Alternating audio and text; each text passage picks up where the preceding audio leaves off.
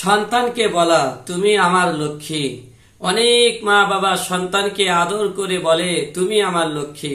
তো এটি একটি মারাত্মক ভুল কথা, যা আকীদা বিশ্বাসকে কুলুষিত করে।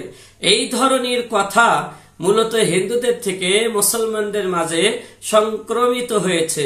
তো লক্ষ্মী হলো হিন্দুদের একটি দেবী, যাকে হিন্দুরা ধন, ঐশ্বর্য ও সৌভাগ্যের দেবী মনে করে থাকেন।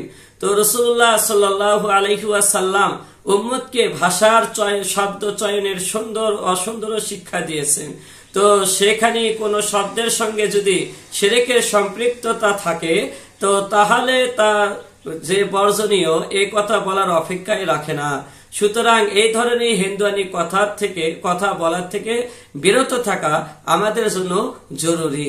অতএব আমরা আমাদের ছোট বাচ্চাদেরকে আমরা লক্ষ্মী শব্দ উল্লেখ করে তাদেরকে সম্বোধন করব না, ইনশাআল্লাহ।